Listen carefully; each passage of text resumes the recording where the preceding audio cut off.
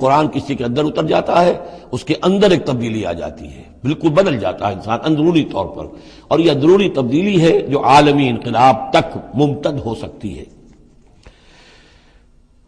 واللہ وان اللہ سمیع علیم، اللہ سب کچھ سننے والا جاننے والا ہے۔ کذاب آل فرعون، جیسے کہ دستور تھا یا ہوا معاملہ آل فرعون کا، والذین من قبلہم، اور جو ان سے پہلے تھے، کذبوا بآیات ربہم، انہوں نے اپنے رب کی آیات کو جھٹلایا، فاہلکناہم بذنوبہم، تو ہم نے ان کو ہلاک کر دیا ان کے گناہوں کی پاداش میں، واغرقنا آل فرعون، اور آل فرعون کو ہم نے غرق کر دیا، وکل کانوا ظالمین، اور یہ سب کے سب ظالم تھے۔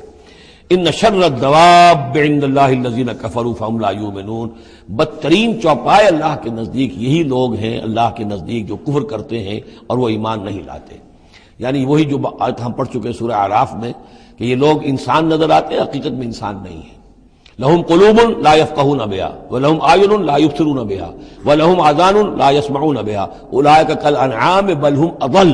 وہ چوپایوں کے مانند ہیں بلکہ ان سے بھی گئے گزرے۔ اس لیے شر الدواب کہا گیا، تمام جانداروں میں اور جمان چوپایوں میں، جانوروں میں سب سے برے لوگ جو ہیں وہ یہ انسان نما حیوان ہیں کہ جن کے اندر عقل نہیں، جن کے اندر شعور نہیں، جو ایمان سے خالی ہیں اور کفر پر اور صرف دنیا کی لذتوں پر ریجھ گئے ہیں۔ الذین عاہدت منہم ثم ینقضون عہدہم فی کل مرۃ وہم لا یتقون، وہ لوگ کہ جن سے آپ نے اے نبی معاہدہ کیا تھا، پھر وہ ہر مرتبہ اپنا عہد توڑتے ہیں اور اس کا کوئی ڈر نہیں رکھتے۔ اب یہ اشارہ ہو رہا ہے یہود کی طرف، کیونکہ حضور جب مدینے میں تشریف لائے تو میں نے آپ کو شروع میں بتا دیا تھا کہ آپ نے بہت بڑا یہ سمجھیے کہ اس کو Montgomery what, professor Montgomery what نے جس قدر تعریف کی ہے اس کی، اور سارے جتنے بھی الفاظ ہو سکتے تھے انگریزی زبان میں، اسٹیٹس مین شپ کہ حضور کا معاملہ، فہمی کا معاملہ، تدبر کا معاملہ، سیاست کو سمجھنے کا معاملہ، اس کی بہت بڑی بات یہ ہے کہ آپ نے یہودی قبائل جو تھے تینوں ان کو معاہدوں میں جکڑ لیا۔ تو یہ ایک بہت بڑا آپ کا کارنامہ تھا، لیکن اب ظاہر بات ہے جکڑے تو وہ گئے، اندر سے وہ دشمنی کرتے تھے، ساز باز کرتے تھے۔ اوپر معاہدہ ہے، اندر سے ساز باز چل رہی ہے، پیغامات بھیجے جا رہے ہیں قریش کو کہ کیا کر رہے ہیں آپ لوگ، کیوں دیر کر رہے ہیں، کیوں نہیں حملہ کرتے، ہم اندر سے آپ کی مدد کریں گے۔ تو یہ کھدبد ابھی چل رہی تھی۔ تو فرمایا الذین عاہدت منہم ثم ینقضون عہدہم، وہ لوگ کہ جن سے نبی آپ نے عہد کیا، معاہدے کیے، اور وہ یہ کہ اپنے معاہدے توڑ رہے ہیں، فی کل مرۃ، ہر بار، وہم لا یتقون، اور وہ ڈرتے نہیں ہیں۔ فإما تثقفنہم فی الحرب، تو اگر آپ پا جائیں انہیں جنگ میں، فشرد بہم من خلفہم، تو ان کو ایسی سزا دیجئے کہ جو پیچھے ہیں ان کے ہوش ٹھکانے آ جائیں، لعلہم یذکرون، تاکہ انہیں عبرت حاصل ہو جائے۔ یعنی یہ کہ اب ایک تو یہ ہے کہ وہ کوئی صرف ان کی جو ہے وہ وہاں سے خطوط جا آ رہے ہیں، پیغام رسانی ہو رہی ہے، لیکن کہیں اگر ان میں کا کوئی شخص جنگ میں بھی پکڑا جائے،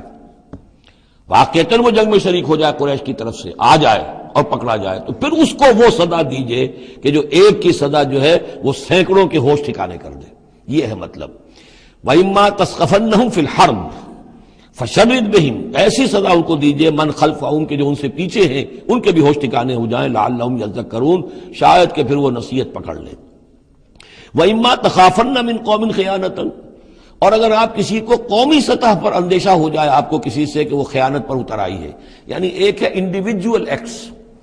بنو قریظہ کا کوئی شخص ہے جو کام کر رہا ہے، بنو قریظہ کا سردار کہے گا صاحب مجھے کیا معلوم، یہ ایک شخص کا انڈیویجول معاملہ ہے، اس نے کوئی خط لکھ دیا ہوگا قریش کو یا کوئی سلسلہ جرمانی کیا ہوگا، لیکن یہ ہمارا اجتماعی معاملہ نہیں ہے، ہم معاہدے کے پابند ہیں۔ بنو قینقاع کا کوئی شخص اس نے کر دیا، تو اس کے لیے تو پہلا حکم آ گیا، وہ کہیں اگر مل جائے، جنگ میں مل جائے، کیونکہ ویسے تو اسے ہاتھ نہیں لگا سکتے، معاہدہ ہے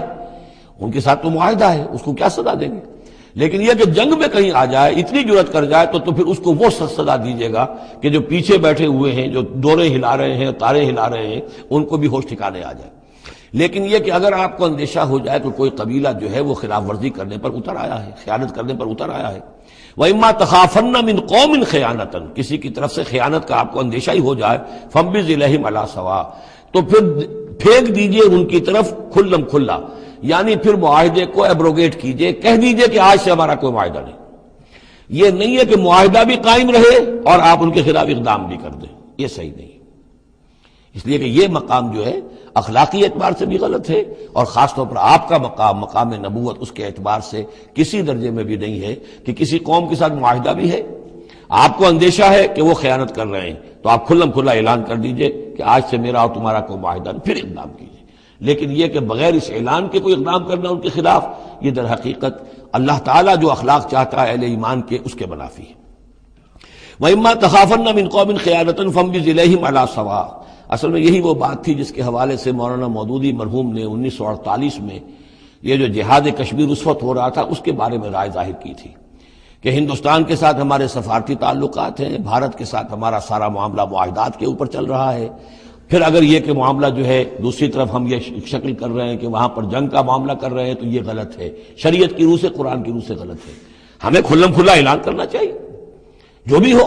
اللہ تعالیٰ پر بھروسہ رکھنا چاہیے، کھل کر سامنے آنا چاہیے۔ یہ یا کہ میز کے اوپر تو معاہدہ ہے، ہاتھ مل رہے ہیں اور میز کے نیچے سے ٹانگیں گھسیٹی جا رہی ہیں، یہ دنیا داروں کا دھندا تو ٹھیک ہے، لیکن اسلام کی روح سے ایک اسلام کے نام پر بننے والی مملکت کی حکومت کا یہ طرز عمل درست نہیں ہے۔ یہ تھا وہ معاملہ جو سن 48 میں مولانا مودودی نے یہ رائے ظاہر کی تھی، اور اس پر پھر کافی ان کے خلاف جو ہے عوامی جذبات جو ہیں وہ بہت جو ہے اس وقت بہت بلند ہو گئے تھے، مشتعل ہو گئے تھے، اس لیے کہ عوام کی اپنی سوچ ہوتی ہے۔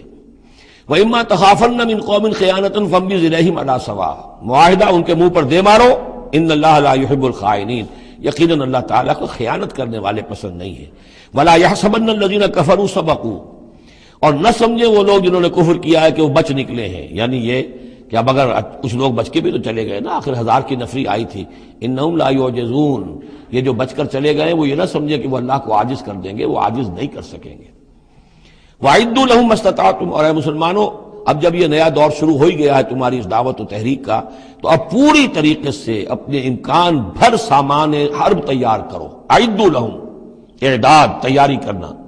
اسلحہ تیار کرو، سامان جنگ تیار کرو، گھوڑے تیار رکھو، رسالہ تمہارا ہونا چاہیے، جو بھی تمہارے لیے ممکن ہے۔ یہ توکل کا مطلب یہ نہیں ہے کہ تم ہاتھ پر ہاتھ دھر کر بیٹھ رہو اللہ تمہاری مدد کرے گا۔ اعدوا لہم ما استطعتم،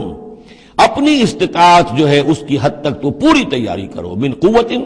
طاقت سے بھی، ومن رباط الخیل، اور پلے ہوئے گھوڑوں کے ذریعے سے بھی، اس لیے کہ اس زمانے میں جنگ کے لیے سب سے زیادہ جو مؤثر شے تھی آپ کو معلوم ہے وہ گھوڑا، تیز رفتار ہے، اونٹ جو ہے تیز دوڑ نہیں سکتا ہے۔ اور اسی حوالے سے آج سمجھ لیجئے ہمارے لیے بہت اہم مسئلہ ہے یہ، اللہ تعالیٰ نے شاید عالم اسلام میں پورے میں پتہ نہیں 50 60 70 کتنے ملک دنیا میں ہیں مسلمان کہلاتے ہیں، ایک ملک ہے صرف جسے ایٹمک صلاحیت دی ہے، اور یہ امانت پوری امت مسلمہ کی ہے، مسلمانان پاکستان کے پاس۔ اور اس کے بارے میں اگر امریکہ کا دباؤ قبول کر لیا گیا تو یہ سب سے بڑی خیانت ہوگی اللہ کے ساتھ، امت مسلمہ کے ساتھ، اللہ کے دین کے ساتھ۔ وہ اسرائیل لے کر بیٹھا ہوا ہے ایٹم بم کے، اس کے پاس انبار لگے ہوئے، لیکن یہ ہے کہ ساری پالیسی جو چل رہی ہے وہ یہ کسی طریقے سے پاکستان کا، ایک عراق کے بارے میں اندیشہ ہوا تھا کہ اسے ایٹمی دانت نکل سکتے ہیں،